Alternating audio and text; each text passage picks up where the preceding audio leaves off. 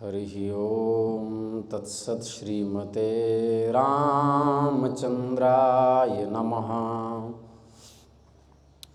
श्रीमते रामानंदाचार्याय नमः। श्रीमते मलूकदासाय नमः। सीतानाथ समारंभां श्रीरामानंदार्य मध्यमाम् अस्मदाचार्य पर्यन्तां वन्दे गुरुपरम्परां। विश्वेशं माधवं ढूंढिं दंडपाणिं च भैरवं वन्दे काशीं गुहां गंगां भवानीं मणिकर्णिकाम्।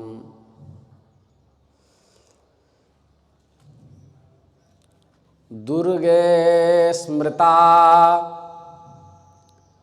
हरसि भीतिमशेषजन्तो स्वस्थै स्मृता मतिमतीव शुभां ददासि।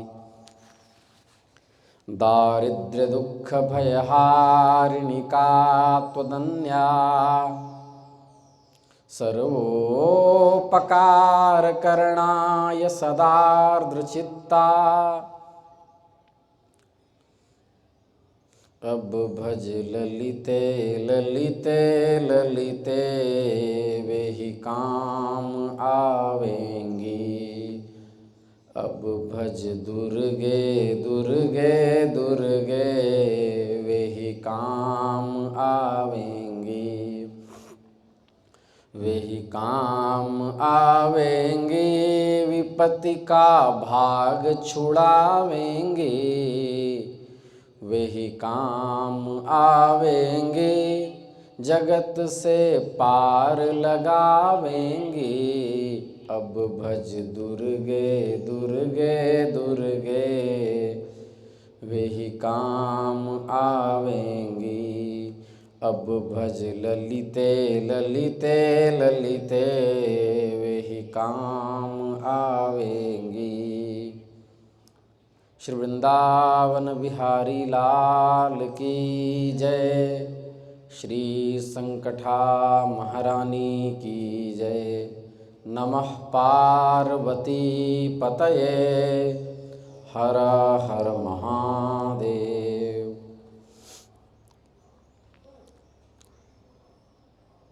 अनंत कोटि ब्रह्मांड नायक सर्वैश्वर्य परात्पर परम ब्रह्म भक्तवांछा कल्पतरु भक्तवत्सल शरणागत वत्सल दीनबंधु दया सिंधु कृपा सिंधु भगवान श्री हरि की असीम अनुकंपा से हम आप सब इस नवरात्रि उत्सव के 8वें दिवस में भगवती के परम चरित्र का अवगाहन कर रहे हैं। ये हम लोग पर निश्चित असीम अनुकंपा भगवती की है। हम लोग श्रवण कर रहे थे, महात्मा शुकदेव जी ने महर्षि व्यास अपने पिता से गृहस्थ धर्म संसार में बांधने वाला है और मोक्ष में बाधक है, इस तरह चिंतन कर उन्होंने अपने पक्ष रखे और उन्होंने कहा कि आप हमें विवाह करने की आज्ञा दे रहे हैं। आप ये आज्ञा न दे करके मुझे सुखदायी ज्ञान शास्त्र और योग शास्त्र का उपदेश कीजिए। संपूर्ण कर्मकांड में मेरा मन नहीं लगता। वद कर्मक्षयोपायं प्रारब्धं संचितं तथा वर्तमानं यथा नश्ये त्रिविधं कर्म मूलजम्। कर्मक्षय का कोई उपाय बताइए जिससे तीन प्रकार के कर्म, संचित, क्रियमाण और प्रारब्ध, तीन प्रकार के कर्म फल नष्ट हो जाएं। संचित, क्रियमाण और प्रारब्ध जो अभी हम लोग कर रहे हैं वह क्रियमाण है। यह जो जमा होता जा रहा है संचित है, और जो फल देने लगा है उसको प्रारब्ध कहते हैं। तो तीन प्रकार के कर्म हैं।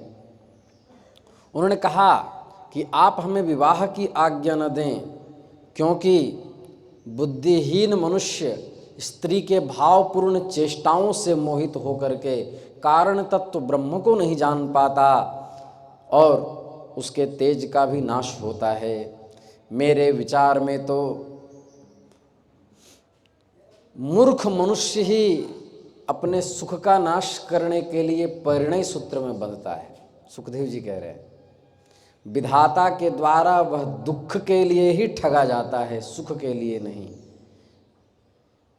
इसलिए आप हमें योग शास्त्र का उपदेश कीजिए।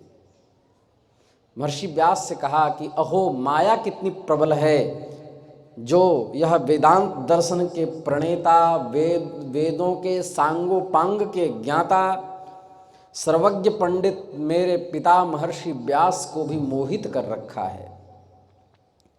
जो पुराणों के वक्ता हैं, पुराणानाम च वक्ता च निर्माता भारतस्य च, और महाभारत ग्रंथ को जिन्होंने रचा, विभागकर्ता वेदानाम सोपि मोहमुपागतः, और जिन्होंने वेदों का विभाजन किया, ऋग यजुर साम अथर्व 108 उपनिषद लिखे, 18 पुराणों की रचना की, यहाँ तक कि ब्रह्मसूत्र की रचना की, और महाभारत जैसे पवित्र ग्रंथ भारतवर्ष को दिया, वो भी माया के चपेट में कैसे आ गए। सच ही कबीरदास जी ने कहा है, रमैया की दुल्हन लूटल बाजार, रमैया की दुल्हन सुरपुर लूटा, नागपुर लूटा, सुरपुर लूटा, नागपुर लूटा, लूटे योगेश्वर करत विचार, रमैया की दुल्हन लूटल बाजार। ब्रह्मा लूटा, महादेव लूटा, नारद मुनि के पड़ी है पछार, श्रृंगी की भृंगी कर डारे, पाराशर के उदर विदार, रमैया की दुल्हन लूटल बाजार। हा लूटल बाजार, हा लूटल बाजार, हम तो बच गए साहिब दया से,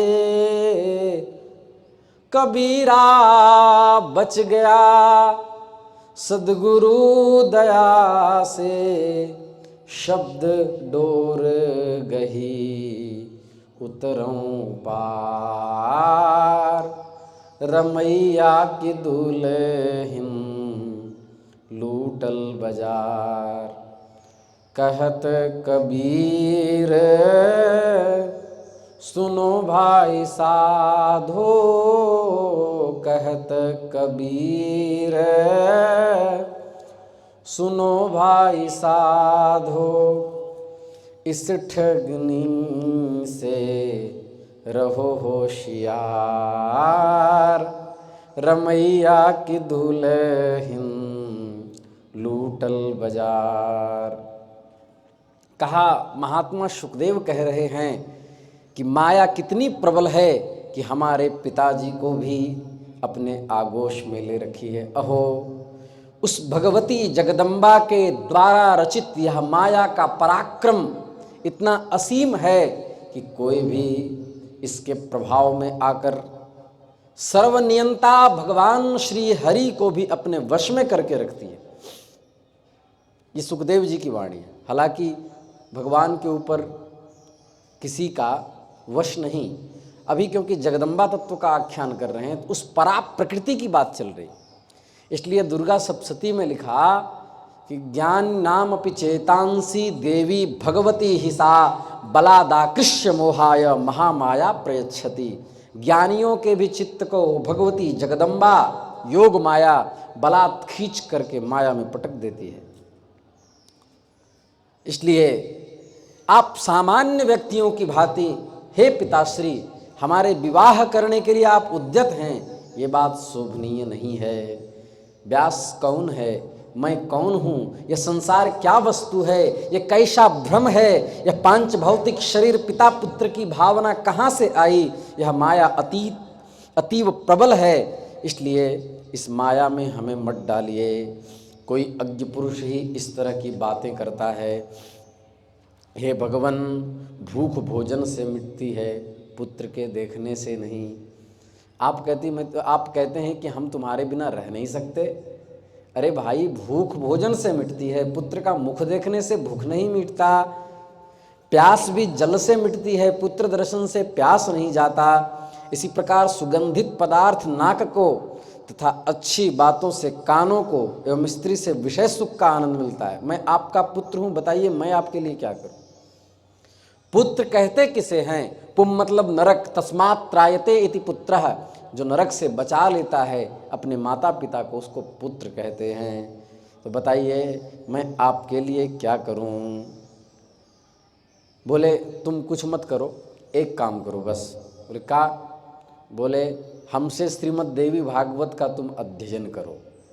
जब तुम देवी भागवत का अध्ययन करोगे तो शक्ति के पराक्रमों को जान जाओगे, क्योंकि इस ग्रंथ में 18,000 श्लोक हैं, 12 स्कंद हैं।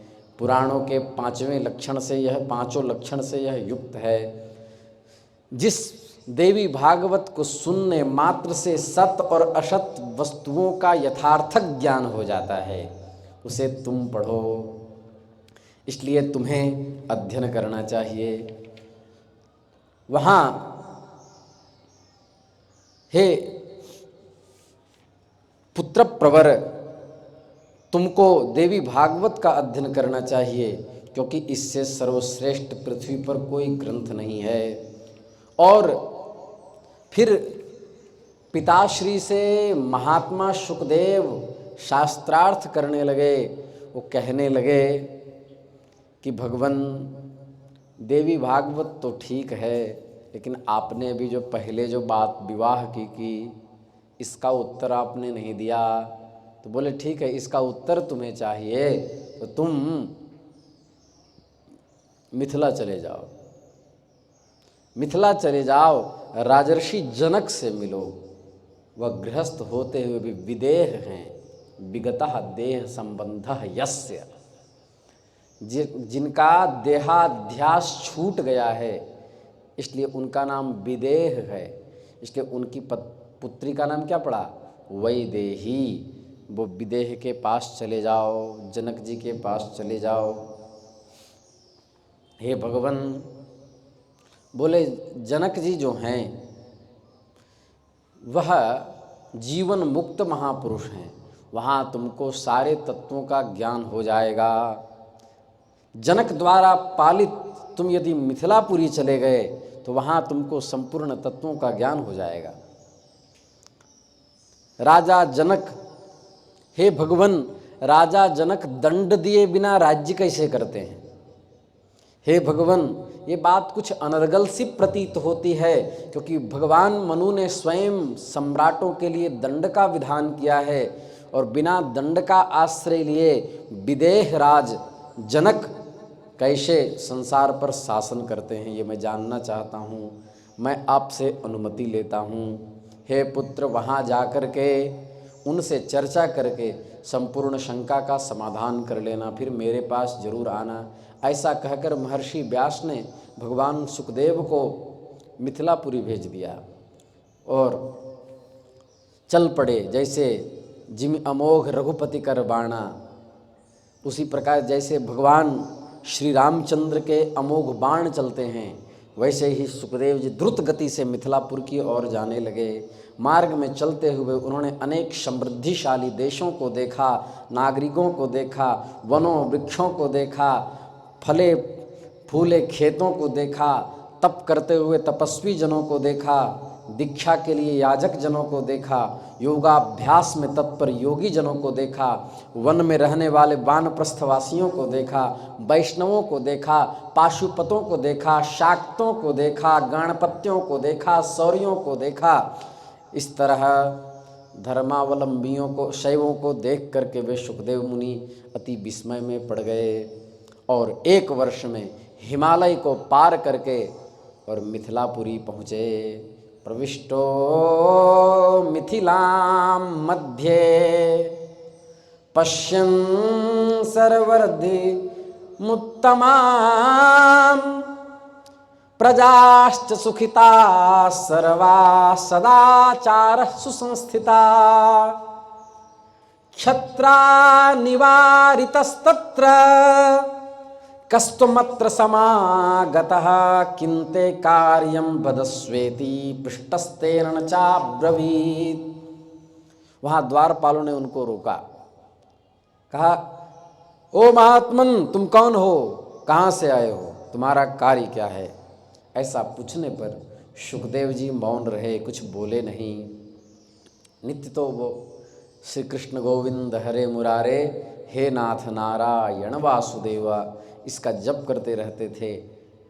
उन्होंने कुछ कहा नहीं, बस द्वारपाल की ओर देखा और बस बोलने लगे, श्री कृष्ण गोविंद हरे मुरारे हे नाथ नारायण वासुदेवा श्री कृष्ण गोविंद हरे मुरारे हे नाथ नारायण वासुदेवा।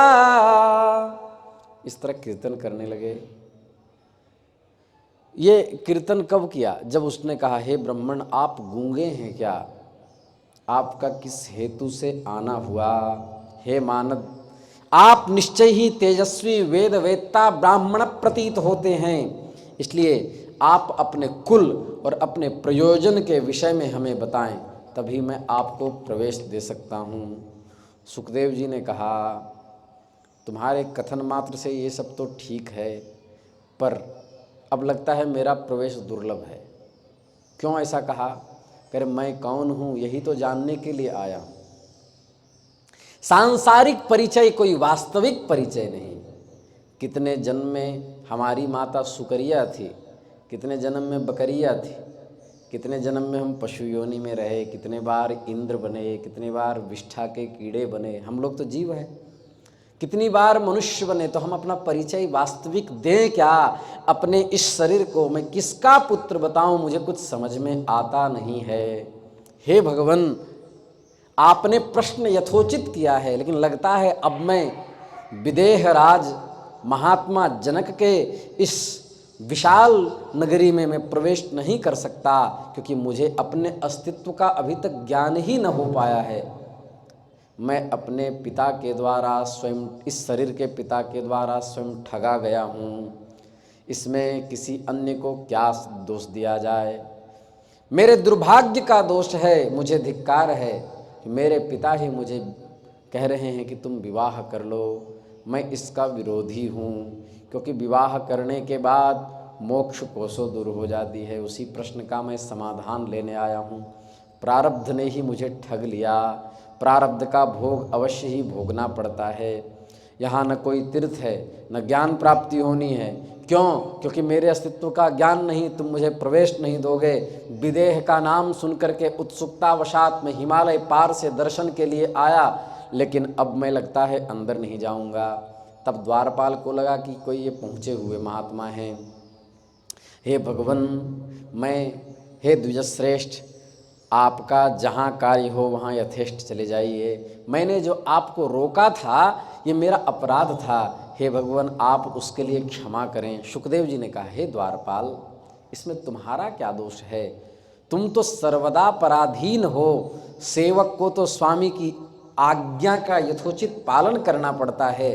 तुमने मुझे जो रोका इसमें राजा का भी कोई दोष नहीं, क्योंकि बुद्धिमान सम्राटों को चोर और शत्रुओं का सम्यक ज्ञान रखना चाहिए कि कौन अंतः प्रविष्ट हो रहा है, कौन इस देश का हितैषी है, कौन अहित करने वाला है। इसलिए तुमने तो धर्म का ही पालन किया है।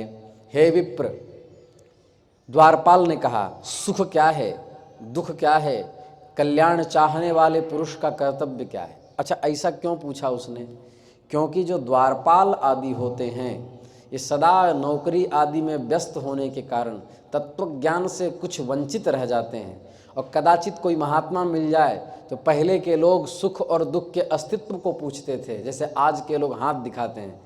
कोई गार्ड देख लेंगे महात्मा को, कहेंगे महाराज जी थोड़ा हस्तरेखा देख दीजिए, मैं बड़ा बीमार रहता हूँ, मेरी पत्नी से मेरी बड़ी लड़ाई होती रहती है, मेरा पुत्र का पढ़ने में मन नहीं लगता, मेरी कमाई अच्छी नहीं होती। अब पहले के द्वारपाल प्रश्न करते थे, हे भगवान मनुष्य का कर्तव्य क्या है? महात्मा देखा कि प्रश्न का बौछार प्रारंभ हो जाता है। मतलब महात्मा किस कार्य से आए हैं, कहाँ व्यस्त हैं, क्या करना चाह रहे हैं, कोई लेना देना नहीं, हमारे प्रश्न का समाधान हो जाए।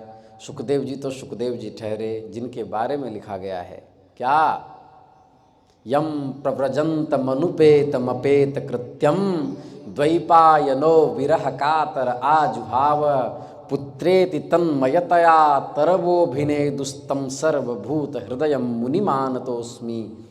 कहा उसमें कि जब भगवान व्यास शुकदेव जी के पीछे पीछे हे पुत्र करके जा रहे थे तो तरवोभिनेदुः वृक्षों में व्यापक ब्रह्मीभूत शुकदेव जी ने वृक्षों के अंदर से जवाब दिया कि भो वेद व्यासः भवान ज्ञानिनां शिरोमणिः भगवतः कलावतारश्च अस्माकं फलरूपाणि बहवः पुत्राः जायन्ते नश्यन्ति च तत्तु वयं न सोचामः।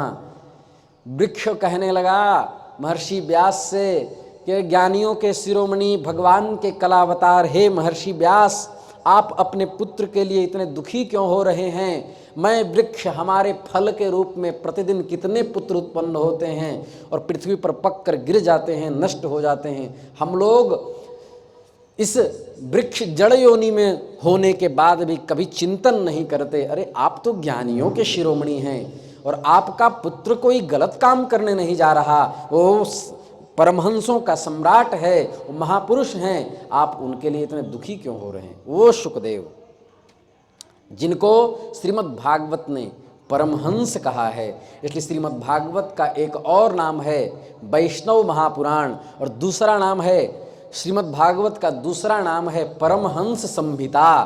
तो इसलिए कहा कि आप ज्ञानियों के शिरोमणि हैं, आप परमहंस पुत्र के इस व्यक्तित्व को देख करके इतने दुखी क्यों हो रहे हैं? वो सुखदेव जी ने द्वारपाल से कहा, हे भगवान मनुष्य दो प्रकार का होता है, रागी विरागी, दो प्रकार का मनुष्य होता है। उन दोनों में से मन भी दो प्रकार के होते हैं, उसमें भी विरागी तीन प्रकार के होते हैं, ज्ञात अज्ञात और मध्यम। रागी भी दो प्रकार के होते हैं, मूर्ख और चतुर। चातुर्य भी दो प्रकार का होता है, शास्त्र जनित और बुद्धि जनित। इसी प्रकार लोक में बुद्धि भी युक्त है अयुक्त भेद से दो प्रकार की होती है। तो इस संसार में जिसको राग है वह निश्चित ही रागी कहलाता है। रागः अस्यास्तीति रागी, अत इनि ठनौ, इससे मतुबर्थ में इनि प्रत्यय हुआ और नान्त उपधा को दीर्घ होकर के बना रागी। न लोपः प्रातिपदिकान्तस्य से नकार का लोप हुआ। रागः अस्यास्तीति रागी, तो क्या बनेगा? रागी रागिणौ रागिणः। तो इस तरह कहते हैं दुख क्या है। शुकदेव जी ने द्वारपाल को कहा, मिथिलापुरी के द्वारपाल से कहा, धनम प्राप्य सुतान दारान मानम च विजयंत था तदप्राप्य महद दुखम भवत्येव क्षणे क्षणे। धन, पुत्र, स्त्री, मान, प्रतिष्ठा और विजय प्राप्त करके ही सुख होता है, और ये न मिले तो प्रतिक्षण दुख होता है। सुख और दुख की यही परिभाषा है। मनोवांछित वस्तुओं की प्राप्ति ही सुखोपलब्धि है और उसमें अड़चन आना ही दुख है। इसलिए कहा ना, संगात संजायते कामः, कामात् क्रोधोऽभिजायते, क्रोधात् भवति सम्मोहः, सम्मोहात् स्मृतिविभ्रमः, स्मृतिभ्रंशात् बुद्धिनाशो, बुद्धिनाशात् प्रणश्यति। क्या कहा? संगात जायते कामः। जब हम रागियों का चिंतन करते हैं, रागियों के साथ रहते हैं, संसारियों के साथ रहते हैं, तो कामना उत्पन्न होती है। इदम में वस्तु, ये मेरी वस्तु है, ये मेरी नहीं है, ये मुझे प्राप्त करना चाहिए, कामना उत्पन्न होती है। आप देखना, कॉलेज में जितने लड़के हैं उनके पास शायद कोई ऐसा बचा हो जिसके पास स्मार्टफोन ना हो। क्यों? क्योंकि जब उन्हीं के संग में रहते हैं, अरे उसके पास वो बार बार दिखाया करता है, मेरे पास नहीं, हमें प्राप्त करना होगा। तो चाहे पिताजी से मांग के प्राप्त करें, चाहे चोरी करके प्राप्त करें, प्राप्त करना होगा। संगात जायते कामः। और कामना में यदि दुख हो, कामना में यदि कोई बाधा डाले तो क्रोध उत्पन्न होता है। किसी पदार्थ की कामना है, जैसे मान लो हम यहाँ कथा कर रहे हैं और किसी को जलन हो और किसी को लगे कि ये महाराज अपना जमा रहे हैं, किसी को जलन हो, कहीं इनके पास जनता ज़्यादा ना बैठे और कुछ धन न कमाने लगें। महात्मा कथा सत्संग के लिए नहीं कर रहा है, जनता की भीड़ जुटा करके धन ऐंठने के लिए कर रहा है। और ऐसा सोच करके कोई डीएम बुला ले, कोई एसपी बुला ले और बुला करके बाधा डाले तो हमको दुख होगा कि नहीं होगा? क्योंकि कामात् क्रोधो भी जायते। जब कामना में अड़चन आता है, जब कामना में बाधा उत्पन्न होती है तो क्रोध की उत्पत्ति होती है। अब क्रोध जब होता है तो क्रोधात् भवति सम्मोहः, और क्रोध से क्या होता है? सम्मोह उत्पन्न होता है। क्या करना चाहिए, क्या नहीं करना चाहिए, ये ज्ञान नष्ट होने लगता है। सम्मोहात् स्मृति विभ्रमः, स्मृति भ्रमित हो जाती है। और स्मृति भ्रंशात् बुद्धि नाशो, जब स्मृति भ्रंश होगी, भ्रमित होगी, तो बुद्धि का नाश हो जाएगा। मतलब सत्य पदार्थ की ओर बुद्धि नहीं जाती। और बुद्धि भ्रंशात्, क्या कहा? स्मृति भ्रंशात् बुद्धि नाशो, बुद्धि नाशात् प्रणश्यति। और जिसकी बुद्धि चली गई, जिसका विवेक चला गया, उसका नाश हो जाता है। अतः चार्वाक सिद्धांत के मत से महात्मा सुखदेव कह रहे हैं द्वारपाल से कि यावत् जीवेत सुखम जीवेत, ऋणं कृत्वा घृतं पिबेत, भस्मीभूत देहस्य पुनरागमनम कुतः।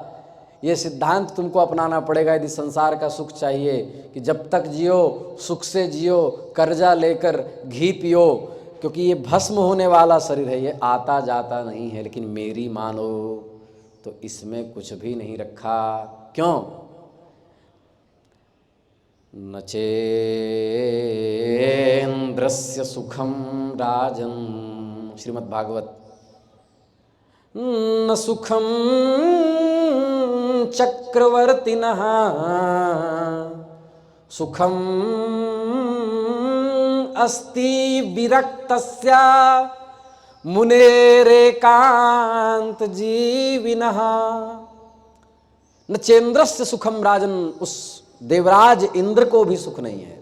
न सुखम चक्रवर्तिनः, चक्रवर्ती सम्राट को भी सुख नहीं है। सुखम अस्ति विरक्तस्य, जिसका देहाध्यास छूट गया है, जिसकी रति संसार से उपरति हो गई है, जिसकी भगवान में रति हो गई है, जिसको संसार दुख का घर लगने लगा है। सुखम अस्ति विरक्तस्य मुनेरेकांत जीवना, उस मुनि को ही सुख है। इसलिए विरागी आत्माराम पुरुष को एकांतवास, आत्मचिंतन, वेदांत तत्वों के अनुशीलन करने से ही सुख की प्राप्ति होती है। विरक्तस्यात्म रक्तस्य सुखम एकांत सेवनम, आत्मानुचिंतनम चैव वेदांतस्य च चिंतनम। इसलिए वेदांत का चिंतन करना चाहिए। किंतु कुछ भी करो, गृहस्थ यदि हो तुम हे द्वारपाल, तो उसमें सुख, सच्चा सुख है संतोष। इसलिए स्वामी विवेकानंद कहते थे, द कॉन्टेंटमेंट इज हैप्पीनेस, संतोषम परमम सुखम, संतोष परम सुख है। इसलिए जब आवे संतोष धन, सब धन धूरि समान। तो कहा भगवन आप ज्ञानी प्रतीत होते हैं, आपको आपका राज्य भवन में स्वागत है। और वहाँ से उन्होंने श्री जनक जी को खबर भिजवाई द्वारपाल ने कि एक कोई बालक हैं जो दूसरे सूर्य की तरह ही दूर से प्रतीत होते हैं, वो दर्शन करने के लिए अत्यंत उत्साहित हैं। जब वहाँ गए अंदर राजभवन में गए तो राजभवन छोटा बड़ा तो होता नहीं, बहुत विशाल होता है। तो वहाँ एक दिव्य रमणीय उपवन था जिसमें विविध प्रकार के पुष्पों से लदे हुए दिव्य वृक्ष सुशोभित हो रहे थे। उन वनों को दिखाकर मंत्री ने यथोचित सत्कार किया। और आजकल जैसे चाय देते हैं पीने के लिए, तो ये चाय अंग्रेज़ों का विधान है, क्योंकि चाय से विवेक नष्ट होता है, निकोटिन होता है उसमें। पहले क्या दिया जाता था? मधुपर्क, दही और शहद और घी, बस शहद और घी की मात्रा विषम विषम हो। क्योंकि इसके बाद जब हम आयुर्वेद का प्रवचन करेंगे, ये देवी भागवत के बाद जब चरक संहिता कहेंगे हम, तो उसमें बताएंगे कि शहद और घृत का यदि सम भावना में मिलावट हो, यदि 1 कटोरी शहद है और 1 कटोरी घी है तो वो विष हो जाता है। इसलिए विषम भावना में हो, शहद इतना है तो घृत इतना, या घृत इतना है तो शहद इतना, मात्रा विषम हो। तो मात्रा विषम करके उस दही को इतना फेंटे कि दही की नस नस टूट जाए, उसको मधुपर्क कहते हैं। तो मधुपर्क निवेदित किया, भगवान सुखदेव ने मधुपर्क प्राप्त किए। वहाँ उन्होंने देखा कि राजा की सेवा करने वाली अनेक वरांगनाएं थी। कहा अरे मेरे पिताजी कहते थे कि ये जो जनक मिथिलापुरी के हैं, ये गृहस्थ होते हुए भी इनका देहाध्यास छूट चुका है, ये विदेह हैं, शरीर में बिल्कुल आसक्ति नहीं है, परमहंस हैं। भाई इतनी सुंदरियों के बीच रहने वाला व्यक्ति जो काम शास्त्र में निपुणा है, इनके बीच रह करके व्यक्ति जितेंद्रिय कैसे हो सकता है? और सुखदेव जी ने देखा कि अंतःपुर निवासिनी स्त्रियों ने उन्हें अंतःपुर का वन दिखाया जो अत्यंत रमणीय था। और सुखदेव जी मृदुभाषी थे, अत्यंत तेजस्वी थे, सबको मुग्ध करने वाले थे। लेकिन उन्होंने अरणि नंदन शुद्धात्मा महात्मा सुखदेव ने सबको माता ही समझा, क्योंकि वो परमहंस थे, माता ही समझा। और वह जब वहाँ पहुँचे तो उन्होंने देखा कि सायंकाल हो रही है। तो सुखदेव जी हाथ पांव धुल करके, हाथ में कुशा लेकर के, सावधान हो करके, उपास्य पश्चिमां संध्यां ध्यानम एव अन्वपद्यत, अन्वपद्यत शब्द का प्रयोग किया। संध्योपासन करके भगवान सुखदेव ईश्वर के ध्यान में समाधिस्थ हो गए, संध्या करने लगे। और एक पहर तक उन्होंने ध्यानावस्थित तदगतेन मनसा पश्यन्ति यम योगिनो, ध्यानावस्थित होकर के शयन करने लगे। 1 प्रहर तक उन्होंने शयन किया। 2 प्रहर शयन करके पुनः सुखदेव जी उठ गए। देखो दिनचर्या उनकी, 1 प्रहर संध्या की, तो 6 से हमको लगता है 8-9 तक संध्या की होगी। मतलब कि गायत्री किया और सायंकाल होते वो ध्यानस्थ हो गए। उठने के बाद वो शयन किए, 2 प्रहर शयन किए, और तो 3 प्रहर बीत गए। रात्रि के चौथे प्रहर में, मतलब 2:30-3 बजे, 2-2:30 बजे रात्रि के चौथे प्रहर में, कहते हैं या निशा सर्वभूतानां तस्याम जागरति संयमी, 1-1:30 बजे या 2 बजे वो चौथे प्रहर में पुनः ध्यान में स्थित हो गए। और ध्यान करने के बाद फिर 3:30-4 बजे तदनंतर उन्होंने स्नान किया। स्नान करने के बाद उन्होंने श्री कृष्ण मंत्र का जप किया, कीर्तन किया, गायत्री किया। उधर सुखदेव जी को आया सुन करके प्रातः काल में जनक आए।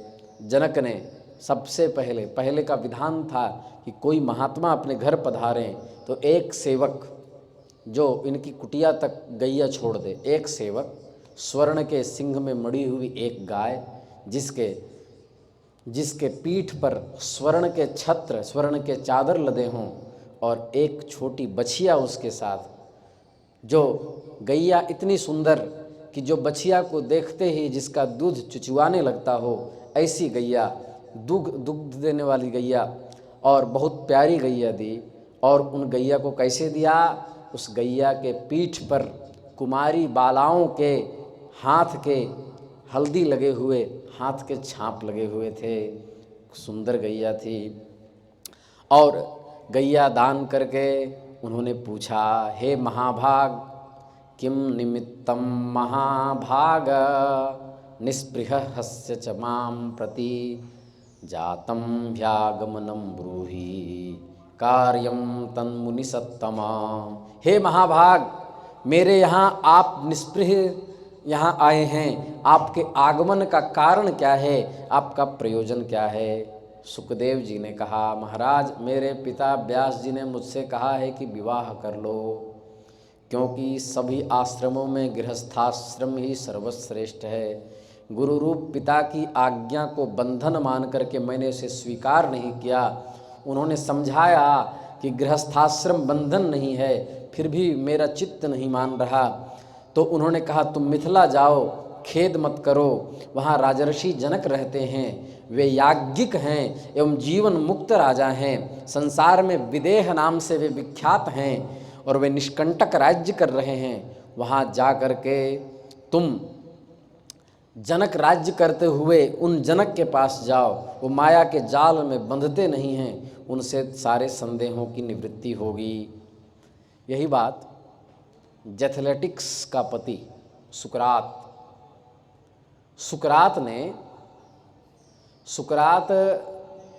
अत्यंत उच्च कोटि के दार्शनिक थे, यूनानियों के, विदेश के, और सुकरात भगवान के भक्त थे। लेकिन उनको पत्नी बड़ी खड़ूस मिली थी। वो पत्नी इतनी खतरनाक थी कि जब सुकरात सोते थे और कदाचित उठने में समय हो जाता था तो गरम गरम जल पाँव पे डाल देती थी और गरम गरम जल या चाय में सुकरात की उंगली को डाल देती थी। इतनी खड़ूस थी कि सुकरात कुछ भी नहीं बोलते। हद तो तब हो गई कि एक दिन सुकरात जगे नहीं तो खौलता हुआ चाय उनके चेहरे पे डाल दिया, पूरा चेहरा झुलस गया, फिर भी सुकरात कुछ बोले नहीं। तो उनके बगल का एक लड़का था जो सुकरात का शिष्य था, मतलब उनके सत्संग में आया करता था। तो उसके माता पिता ने कहा कि तुम विवाह कर लो। बोले, मैं विवाह नहीं करूँगा, क्योंकि सुकरात के उपदेश को सुनता हूँ, मैं ब्रह्मचारी होकर के भगवान की उपासना करूँगा। तो बोले, नहीं, विवाह तो करना होगा, तुम एकलौते पुत्र हो। तो बोले, गुरुजी मेरे यदि कह दें, सुकरात यदि कह दें, तब मैं अवश्य विवाह कर लूँगा। तो उसको पता था कि जिसकी पत्नी गरम गरम चाय से जिसके चेहरे को झुलसा दी हो, वह भला कभी विवाह के लिए समर्थन कैसे कर सकते हैं। तो सुकरात के पास जब वो माता पिता के साथ वो व्यक्ति गया तो जाने के बाद कहा कि सुकरात, तुम बताओ कि मेरे माता पिता मेरा विवाह करना चाहते हैं, तुम क्या कहते हो, तुम्हारी सलाह क्या है। तो बोले, सुकरात जीवन मुक्त थे, उन्होंने कहा, विवाह अवश्य करना, यदि मेरी पत्नी की तरह तुम्हारी पत्नी मिल गई तो तुम अवश्य सुकरात हो जाओगे, तुम सुकरात हो जाओगे। तो इसलिए तुम्हारे मन में उत्पन्न संदेह का समाधान कर देंगे, ऐसा पिता ने कहा। हे राजन, राजेंद्र, आप बताइए, तप, तीर्थ, यज्ञ, स्वाध्याय, तीर्थ सेवन, ज्ञान, इनमें से जो मोक्ष का साक्षात साधन हो उसे हमें कहिए। जनक जी ने कहा, मोक्ष मार्गावलंबी विप्र को जो करना चाहिए वो सुनो। उपनयन संस्कार के बाद सर्वप्रथम वेद शास्त्र का अध्ययन करने के हेतु गुरु के सानिध्य में रहना चाहिए। वहाँ वेद वेदांतों का सम्यक अध्ययन करके दीक्षांत गुरु दक्षिणा देकर वापस लौट जाए और जा करके फिर वह विवाह करके पत्नी के साथ गृहस्थ में रहे। जो जैसा होता है वो वैसे नहीं बताएगा। न्यायोपार्जित धन का अर्जन करके सर्वदा संतुष्ट रहे, किसी से कोई आशा न करे, क्योंकि आशा ही परमम दुखम नैराश्यम परमम सुखम। और पापों से मुक्त होकर अग्निहोत्र आदि कर्म करता हुआ सदा सत्य का आचरण करे। पुत्र पौत्र हो जाने पर समयानुसार वानप्रस्थ आश्रम में रहे और पत्नी को पुत्रों के अभिहित छोड़ करके जंगल का आश्रय ले ले, कदाचित पत्नी भी साथ में चलना चाहती हो तो उन्हें भी चल कर लेकर के जंगल चला जाए, जैसे भगवती कुंती ने किया। कितने वर्षों तक तो वो जंगल में ही रहीं पांडु के साथ, माद्री और कुंती। वहीं पर तो अर्जुन आदि, लेकिन उन्होंने वानप्रस्थावस्था में नहीं किया, पहले ही जंगल चले गए थे। तो विरक्त को संन्यास लेने का अधिकार है, अर्थात विरक्तस्याधिकारोस्ति संन्यासे नान्यथा क्वचित। यदि कदाचित संसार में इतनी भी रति बच गई है तब उसको संन्यास नहीं लेना चाहिए। क्यों? क्योंकि चित्त में वैराग्य और ज्ञान विज्ञान उत्पन्न हो जाने पर ही संन्यास लेना चाहिए, क्योंकि इंद्रियां बहुत प्रबल है। और एक बात और कि जो जितना ऊंचा जाता है, अच्छा ऊंचे स्थान पर सोने वाला मनुष्य, यहाँ कोई सो जाए तो गिरने का खतरा ज़्यादा रहेगा। ऊंचे स्थान पर सोने वाला मनुष्य वही नीचे गिरता है, नीचे सोने वाला मनुष्य कभी गिरता नहीं। यदि संन्यास ग्रहण करने के बाद कोई भ्रष्ट हो जाता है तो दूसरा मार्ग भी प्राप्त नहीं कर सकता। उसको क्या कहते हैं? आरूढ़ पतित, उसे कहते हैं आरूढ़ पतित मनुस्मृति की भाषा में। इसलिए संन्यास सोच समझ करके लेना चाहिए, क्योंकि इंद्रियां बलवान होती है, वे वश में नहीं रहती। अपरिपक्व बुद्धि वाले मनुष्य के मन में नाना प्रकार के विकार उत्पन्न करके उसे अधः पतन की ओर ले जाती है। इसलिए वासनाओं का जाल बड़ा ही कठिन है, ये शीघ्र मिटता नहीं। इसलिए उसकी शांति के लिए मनुष्य को क्रम से उसका त्याग करना चाहिए। पहले ब्रह्मचर्य धारण करने के बाद क्या कर्तव्य है उसका ज्ञान कर ले, और उसके बाद फिर गृहस्थ हो। और गृहस्थ होने के बाद जिस शरीर के प्रति अत्यंत आकर्षण और खिंचाव बनता है, विवाह के बाद उस शरीर के अस्तित्व को जब विषय भोग से समझ लेगा तो उससे उपरति हो जाएगी। और जब उपरति हो जाए तो जब पुत्र आदि की प्राप्ति हो जाएगी तो उसके बाद फिर गृहस्थ के बाद वानप्रस्थावस्था में जब जाएगा तो वानप्रस्थी होने के बाद फिर संन्यास ले। डायरेक्ट संन्यास उसी को लेना चाहिए जिसका चित्त संसार के प्रति एकदम विरक्त हो गया है। इसलिए जिस प्रकार चींटी वृक्ष की जड़ से चढ़ करके शाखा पर चढ़ जाती है और वहाँ से फिर धीरे धीरे सुखपूर्वक पैरों से चलकर फल तक पहुँच आती है, किंतु विघ्न शंका के भय से कोई पक्षी बड़ी तीव्रता से आसमान में उड़े और थक जाए तो सीधा पृथ्वी पर गिरेगा, उसका प्राणांत हो जाएगा। किंतु चींटी शनैः शनैः चढ़ती, शनैः कंथा शनैः पंथा शनैः पर्वत लंघनम शनैः विद्या शनैः वित्तम पंचैतानि शनैः शनैः। विद्या आदि सब शनैः शनैः। कुछ लोग सोचते हैं कि सप्तशती पढ़ लो और कर्मकांड लगा लो और क्या मंत्र संहिता लगा लो, ग्रह शांति लगा लो और उसके बाद सीधा पैसे वाला हो जाओ। तो ये हुआ, ये शनैः विद्या नहीं हुआ, ये अशनैः विद्या हुआ, ये तीव्रेन विद्या हुआ। शनैः विद्या धैर्यपूर्वक पहले लघु सिद्धांत कौमुदी का अध्ययन करो, फिर सिद्धांत कौमुदी का अध्ययन करो, इतना करने के बाद फिर न्याय सिद्धांत मुक्तावली का अध्ययन करो, फिर वेदांत सार का अध्ययन करो, वेदांत परिभाषा का अध्ययन करो, साथ साथ वेद का अध्ययन करो। इतना करने के बाद जब तुम्हारी आयु विवाह युक्त हो जाएगी तब तुम्हारे अंदर भी संतुष्टि रहेगी और तुम्हें कभी धन का अभाव भी नहीं होगा। क्योंकि जब गंगा गए गंगादास, विद्वानों के बीच बैठे तो व्याकरण बोलेंगे और नवरात्रि आ गई तो कर्मकांड करेंगे, सर्व निपुण हो जाओगे। तो शनैः शनैः सब करना चाहिए। गृहस्थाश्रम में रहते हुए भी जो शांत है, बुद्धिमान है, आत्मज्ञानी है और वह न तो प्रसन्न होता है न दुखी होता है, वह हानि लाभ में समान भावना रखता। दुखेषु अनुद्विग्न मनाः सुखेषु विगत स्पृहः बीतराग भय क्रोध स्थित धीः मुनिरुच्यते, ऐसा लिखा गीता जी में। जो दुख में उद्विग्न नहीं होता, सुख में जिसकी लिप्सा, जिसकी लोलुपत्व, जो लोलुप्त भावना सुख में नहीं होती, सुख में लोलुपता नहीं होती, और जो जिसका आकर्षण संसार में नहीं, वो गृहस्थ रहते हुए भी मुनि है। इसलिए तुम्हें गृहस्थ होना चाहिए। देखो, मैं राज्य कार्य करता हुआ भी जीवन मुक्त हूँ, मैं अपने इच्छानुसार सब काम करता हूँ, किंतु मुझे न शोक होता है न हर्ष। जिस प्रकार मैं अनेक भोगों को भोगता हुआ, अनेक कार्यों को करता हुआ अनासक्त हूँ, उसी प्रकार हे अनघ आप भी मुक्त हो जाइए। लेकिन एक बात हम चलते चलते जरूर कहेंगे, क्या?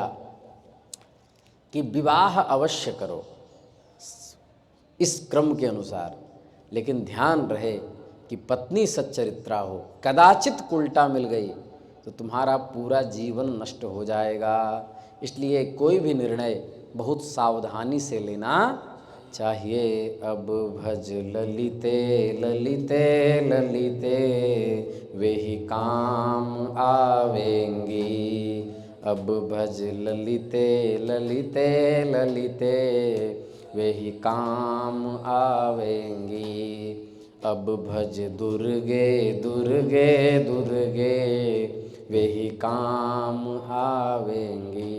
वे ही काम आवेंगे, विपत्ति का भाग छुड़ावेंगे।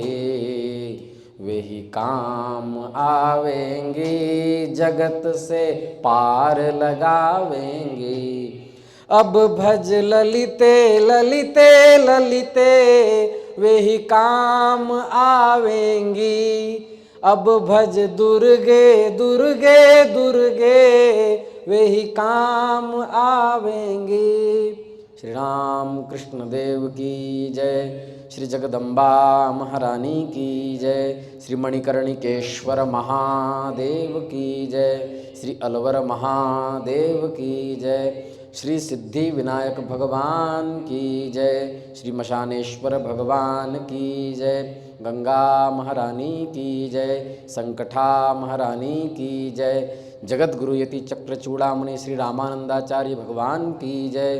श्री स्वामी मलुकदास जी महाराज की जय। श्री पहाड़ी बाबा सरकार की जय। श्री भक्तमाली जी महाराज की जय। श्री सद्गुरुदेव भगवान की जय। श्री सतुआ बाबा महाराज की जय। नमः पार्वती पतये। हर हर महा